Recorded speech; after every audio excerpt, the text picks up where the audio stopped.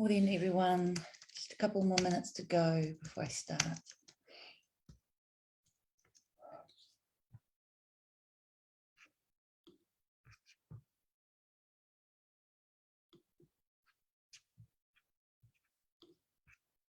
Let's play some music.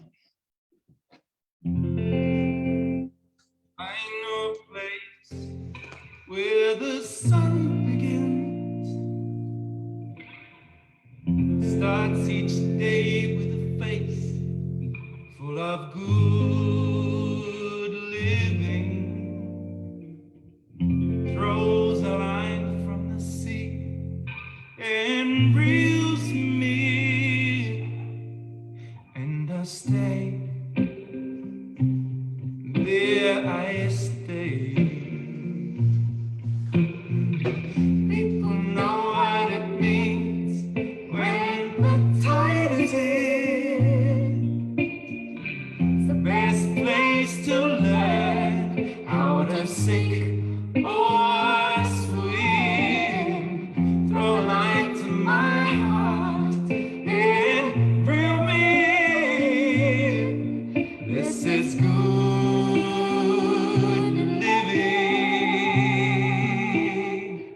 I wanna be under an East Coast moon, humming a familiar tune.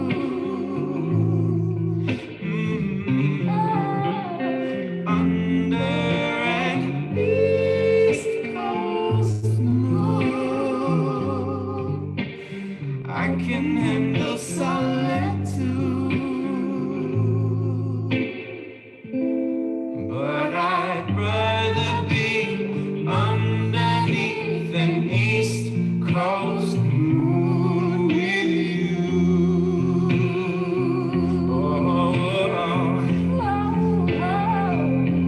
And all the lights, reflections, are a ripple of the love we share. And all my life's intentions seem to lead me back there under an East Coast moon. So good. Humming a familiar It was hard to stop. Such a good song. Mōrena tātou. Ngā mihi o te ata kia tātou katoa. Koutou e whakarongo ana ki au e pānui ana tēnei puka puka. Ko tōku ingo ko Dr. Diana Kopua. I am coming to you from Tūranganui Kiwa. I'm a psychiatrist, an independent psychiatrist, a fellow of the Royal Australian New Zealand College of Psychiatrists, and this is a book I'm reading by another psychiatrist, Joanna Moncrief, a critical psychiatrist, who really wants us to have all the knowledge as we think about mental health and how to transform from a way, it's actually a way that many of us, even those of us who have lots of experience in working in mental health, there's a huge shift that's happening academically across the world, and also pockets of the world are transforming the way that they're working so that mental health services are moving away from coercive care. We tend to think in mental health that people who need help, that we know that they need help. Maybe it's us that need help. That's my argument, that it's us that need help, that we've been indoctrinated into a way of working, a way of thinking, way of being, that makes it okay for us to be able to do some of the things that we do in mental health. But I argue that that was the same way when we look at the whakapapa of racism, that it was the same way that whites had to think about the way they were treating blacks when they would treat them with disrespect and less than human. And as human beings, when we do something that's inhumane, we have to have a bloody good indoctrinated belief system that makes it okay to treat other human beings in inhumane ways. So we shifted, right? Although there's significant racism in the world, we became PC about how we were with each other. However, behind closed doors, with our families, with loved ones, and in spaces where we feel comfortable, we are still behaving in ways that are not okay, but not necessarily because we agree with those things now, more that the systems that are set up now have come from a racist space. I believe that psychiatry perpetuates racism, and I really like the critical psychiatrist way of helping us consider what we're doing and thinking about how we could do better. So many of the statements that have been made in this book so far have been backed up by evidence.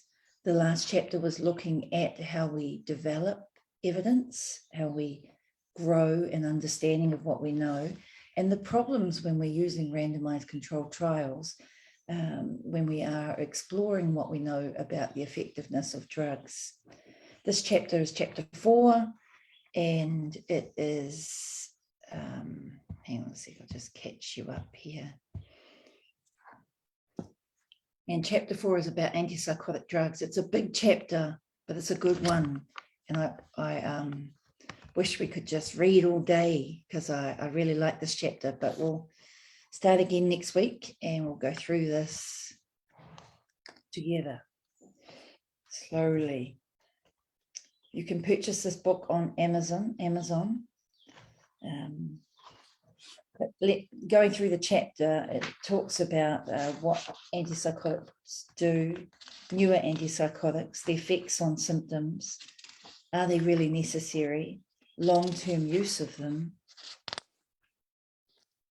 patterns of symptoms, use of antipsychotics in other situations, common adverse effects, trends in the use of antipsychotics, and weighing up when to use antipsychotics. So let's get going. Wait, that's hot.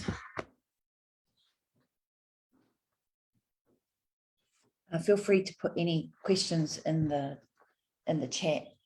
I sort of try and peer over and multitask and have a look for your partai while I'm reading. Sometimes it gets me all lost, but do it, more than enough. Okay, antipsychotics, also known as neuroleptics and major tranquilizers, are a group of drugs that are associated particularly with the treatment of psychosis and schizophrenia. Although the term antipsychotic implies that they work in a disease-centered manner, it is more plausible that they work in a different drug-centered way, as this chapter will explain. Therefore, my use of the term antipsychotic here and elsewhere is not meant to endorse the idea that they have a specific antipsychotic effect that arises from targeting the biological basis of psychosis or schizophrenia. So the previous chapters, Joanna talks about a different model, and that we're using these drugs almost as if we, to convince us that they are acting on a disease process. But psychosis and schizophrenia are just terms that are made up, not from, by grouping a whole bunch of experiences that have been referred to as symptoms, whether it be hearing voices or low mood, but in the form of psychosis, hearing voices or having beliefs that aren't consistent with what other people believe, and they aren't shiftable. And so those terms are called psychosis and schizophrenia, and the medication is called an antipsychotic, almost like an antibiotic. And it might have us think that it is targeting a disease process. Antipsychotics used to be known as major tranquilizers in order to distinguish them from minor tranquilizers, which referred to the benzodiazepines. They were also called neuroleptics, a term that is still being used. Both these names reflect the effects induced by the drugs. The term neuroleptic comes from the Greek and means to seize hold of the nervous system, as well as being prescribed for psychosis and schizophrenia. Antipsychotics are used in a range of other situations, in particular to calm and subdue people who are agitated or aggressive. Therefore, they are prescribed for people who are diagnosed with mania, personality disorder, dementia, learning difficulties, autism, anxiety, depression, and other disorders. Morena. The first drugs of this sort were introduced in the 50s and 60s and are now sometimes referred to as first generation typical or just older antipsychotics or neuroleptics. From the 1990s, a new range of these drugs has been introduced, known as the atypical or second generation antipsychotics. When I was a junior nurse coming in the early 90s, the older major tranquilizers were used significantly, like bucket loads of them.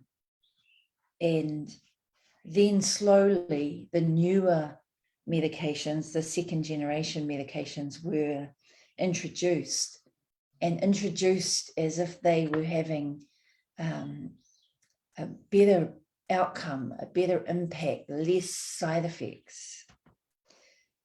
The diagnostic terminology used in this field is particularly confusing and contested.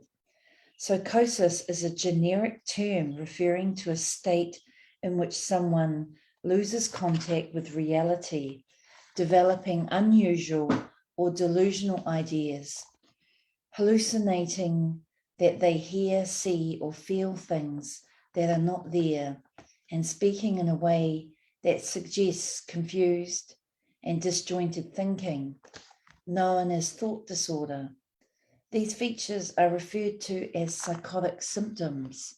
The term schizophrenia was coined in the early 20th century and replaced the previous concept of dementia praecox, which I don't even know if I said that right. It's been a long time since I've seen that word, which referred to a condition that started with psychotic symptoms and disturbed behavior and proceeded to an inexorable decline in mental capacity and day-to-day functioning. Although official descriptions suggest people can recover from schizophrenia, the term is still associated with the idea of permanent decline, like the old notion of dementia praecox. I want to look that up. Typically, people who are diagnosed with schizophrenia demonstrate what are called positive symptoms, which consist of psychotic symptoms, including delusions and hallucinations, and negative symptoms, which are characterized by the loss or lack of a capacity such as motivation, activity, social interaction, and emotional response. In practice, the term schizophrenia can be used to refer to anyone who has had an episode of psychosis, or it can be reserved for those who have more severe conditions that are characterized by recurring psychotic episodes or chronic symptoms. Feel free to ask me a question. I might not have the answer, but feel free. There is a trend for the term schizophrenia not to be applied now until someone has had at least 2 episodes of psychosis. So this is what we learnt when I was a nurse. When I went into nursing, they handed me a book. I was handed a book and I had to learn this like it was fact. And same in med school. It's like you learn this new information and you think, oh, wow, positive and negative symptoms of schizophrenia. So positive symptoms include hallucinations, delusions, feelings of being controlled, feelings of having thoughts read, broadcast or interfered with, incoherent or tangential speech, thought disorder. Negative symptoms are reduced speech, reduced motivation, social withdrawal, and blunted emotions. I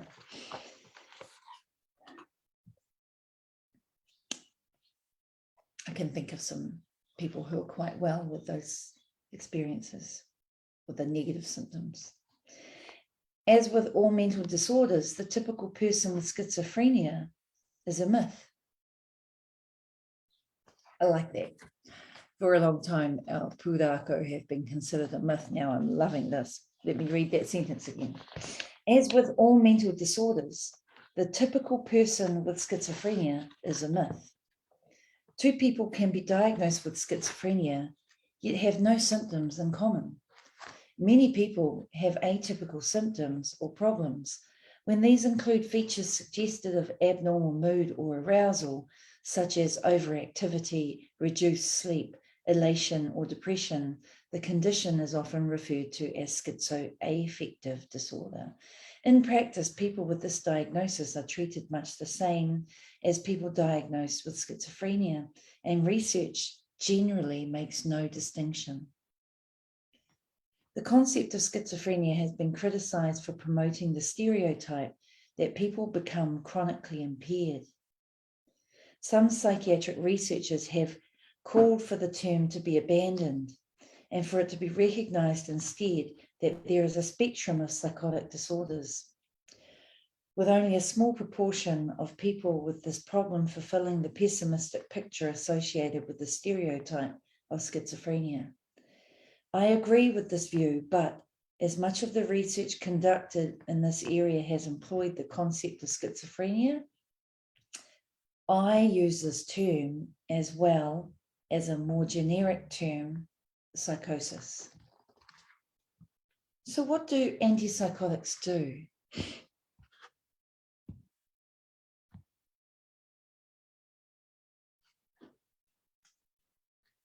The conventional view is that antipsychotic or neuroleptic drugs, or major tranquilizers, act in a disease-centered way by reversing the chemical imbalance that is suggested to be the cause of the symptoms of schizophrenia or psychosis. Whoa, so reversing the chemical imbalance. Reversing the chemical imbalance. Yeah, kill the trash. Gosh, for me, it's like, yeah, lovely. Oh, you're welcome. I find it fascinating too, but I also find it, I don't want to say shameful, almost like whakamā in a cleansing way, not in a keeping us trapped, but making us realize that we were all subjugated to this way of knowing, and all we wanted to do was help. Like we wanted to do better for ourselves and our career. We wanted to make our families proud. We wanted to do well by our family, by our communities, for society. And then we go into the system and we have to learn this way of being, and there's a whole bunch of other people doing it, and you have to be with these people all the time, and you start realizing that to question things and whether they're valid and whether they're humane is to be on the outside, and to be on the inside, to be liked, to be valued, and to show your worth is to actually just get on and do the job and leave the change to the leaders.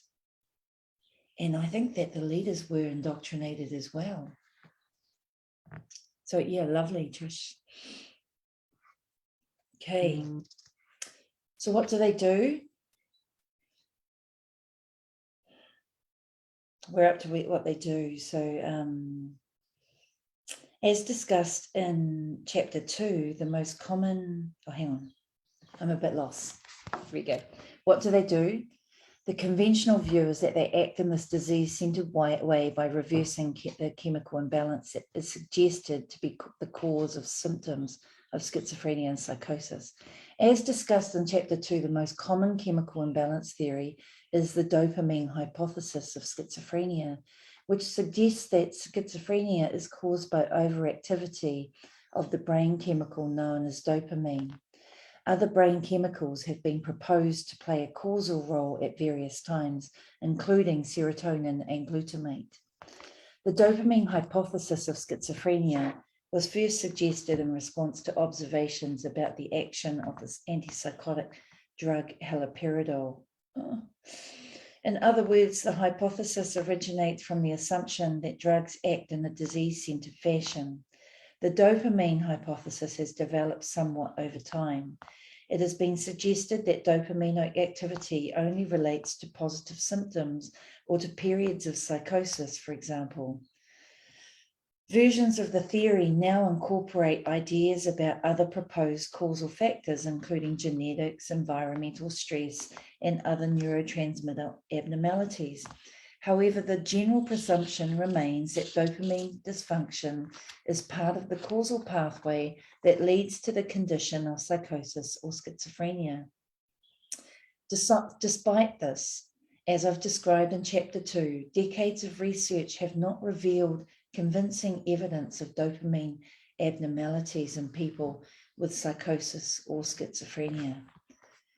Yet, regardless, that's the kōrero that I gave. That's what I was told, and I believed it. And that validated the need to use these medications that would act on dopamine or the dopamine centers. In contrast, the drug-centered approach suggests that antipsychotics, major tranquilizers, I don't like calling them antipsychotics. I'm going to call, whenever she says antipsychotics, I'm going to call them major tranquilizers. Words are powerful. Okay, so in contrast, the drug-centered approach suggests that major tranquilizers reduce the symptoms of psychosis by suppressing mental and physical activity in general in various ways.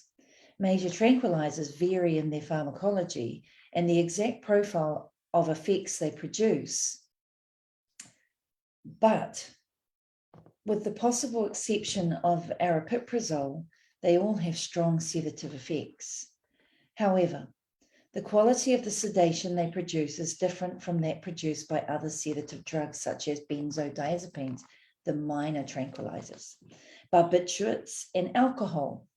This was noted by psychiatrists who used the first generation of antipsychotic drugs in the 50s. The drugs made people quieter, calmer, and less obviously disturbed, but without inducing the same level of sleepiness produced by the barbiturate drugs that were commonly used at that time. This explains why antipsychotics are useful for the treatment of mania, which is characterized by persistently heightened arousal and activity, and for the management of aggressive behavior. Most of the older antipsychotic drugs and several of the newer ones exert their effects largely by blocking dopamine receptors.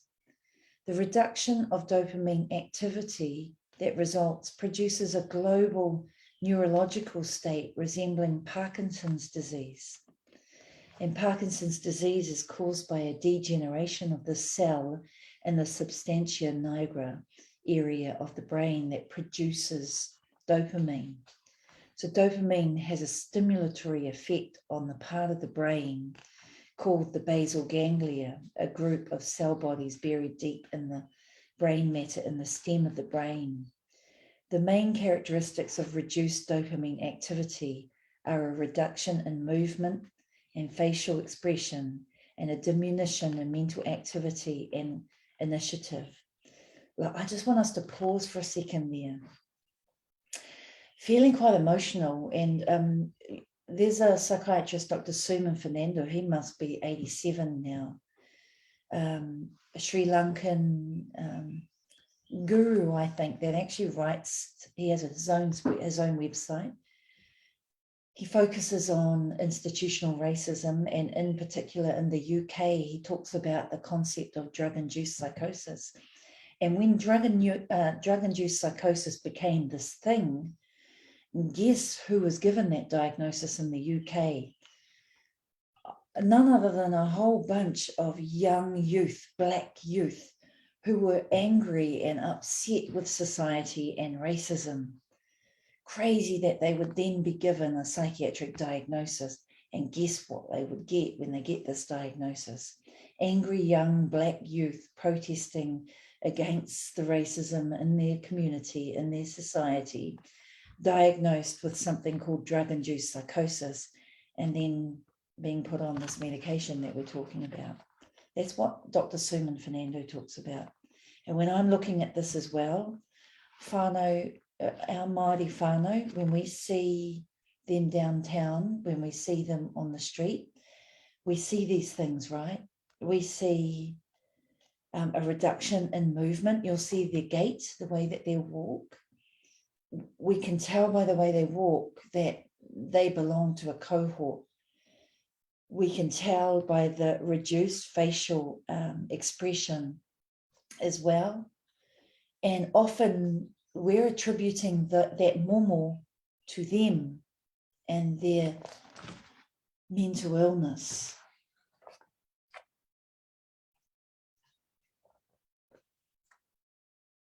Antipsychotics, major tranquilizers that counteract dopamine activity produce similar effects.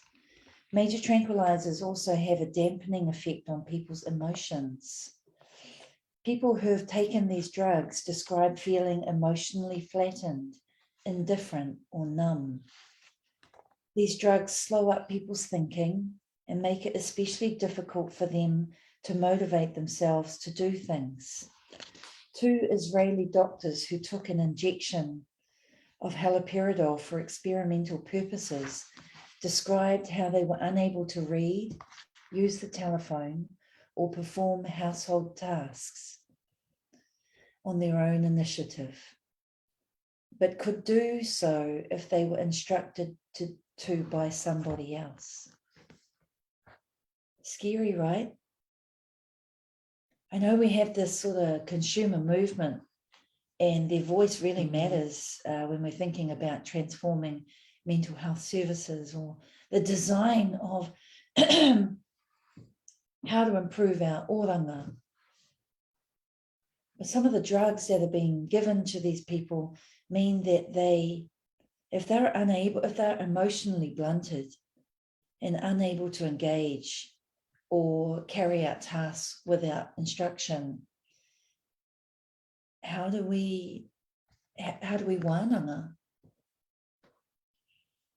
Another study, also conducted with healthy volunteers, compared the effects of a single dose of droperidol, a major tranquilizer similar to haloperidol, now discontinued, diazepam, and placebo. So they compared the 3. That study, for anyone that's interested, is Healy and Farquhar. Healy is Healy. Farquhar is Farquhar. The study was 1998. So if this is the first time you've heard about this, this is ages ago, like 24 years ago, quarter of a century. All the participants who took droperidol found the experience unpleasant. It made them feel unwell, edgy, and restless, and it dampened their initiative, motivation, and ability to function. Participants found even simple tasks difficult to perform and reported later that they felt indifferent or disengaged. Peter Breggin summarizes these effects as antipsychotics as a state of deactivation, a term that captures the restriction of physical and mental activity they produce. Numerous studies that have measured the mental abilities of volunteers who have taken major tranquilizers show that the drugs impair people's mental functioning, including attention, coordination, response times, learning, and memory. Similar effects are found in studies using laboratory animals. Antipsychotics also disrupt normal sexual desire and performance, leading to an array of problems with sexual function. One of the ways that they do this is by their effects on a hormone called prolactin, which is normally suppressed by dopamine, and so is artificially raised when dopamine is suppressed. Other mechanisms are also likely to be involved, however, as major tranquilizers that have weaker effects on the dopamine system, such as clozapine, still cause significant sexual dysfunction. So when our whānau are hugely in distress and they break, whatever you call that term, madness, whatever you want to call it, whether you want to call it psychotic or not, when people break, we have a pathway into a mental health service, health professionals who are trained to understand schizophrenia, in the most part, is something that you need to stay on lifelong medication for. Many of us have realized that we want to keep you on a minimum dose, but when you come in and say that the medication is not working, or your whānau is saying it's not working, or your employer or your teacher, then the psychiatrist is often driven into a space of polypharmacy, where lots of medications are given. These medications may be helping with socializing your behavior so that you're not a problem to everyone else, and also so that you can sleep, but you're no longer able to function. You're no longer able to contribute to your full potential. And that's if you stay on the medication long term. We'll talk about when to use this medication, but I want to remind those people who have been listening for some time, but also to you new listeners, that there was a study done, a 7-year study, that showed people who came in with a first episode of psychosis and were given medication. One group were discontinued from the medication, and the other group were kept on medication. And over 7 years, they were followed up. And what was evident is that those people who stayed on medication throughout that time did not do as well in life. Their quality of life, their social functioning was nowhere near as good as those people who were discontinued from the medication. Those people who were discontinued from the medication were actually thriving. This is my disclaimer here. This is not me saying if you're on the medication, come off them now. If you're on the medication and have been for some time, it has changed the physiological functioning of your body, of your nerves, of your nerve cells, the receptors, the number of receptors that are in your body based on the medication that you're taking. And if you suddenly come off the medication, it can have significant effects on you and on those around you. We might all consider that you're having a relapse, that you're becoming unwell again, when it could be withdrawal. And there's a very good way of being able to come off medication, and it must involve your prescriber, and if not your prescriber, your GP. It must also involve your whānau, your network. They need to know that you're on this medication. The problem with coming off medication, and well, actually the problem with us as human beings, is when we want to change, our view of that change is bias. We're biased. We're positively biased, thinking that our effort, it's like my husband, whenever he does like 2 days of doing something different, you'll hear it in his language. Oh, yeah, I've been doing that for a while. I don't think he means to lie. I think that that's just us. We have this positive bias. And so having a network, having a whānau network around us is important to be able to critique the things that you might not be able to see, you might not be able to notice. And your prescriber or your GP needs to know that feedback. Otherwise, the assessment is not as rich as it needs to be. And the other thing that I would advise, and your GP is more than welcome to watch this and read this, but there's also evidence about how to come off the medication, and that is out there if your GP and prescriber is interested. There's nothing stopping you from giving that information to the GP as well, finding the evidence and sharing that with the doctor. A good doctor acknowledges that they're learning too. A doctor that doesn't think that the patient should be teaching them is not a doctor that I want to be my doctor. I do expect that our doctors are experts, but I also think that experts are good learners. So 10% reductions and slowly is really important. What are you doing? I'm going to do more. Oh, he's going to do more. Right. So I can talk about him a bit longer then. Anyway, that's me. I hope you're enjoying. This is the book, and see you again on Monday. I'm not sure if there were any partai. I hope not. Let's have a look. Hope not, so I can kapai. Just Trish. Take care, everyone. Ngā mihi.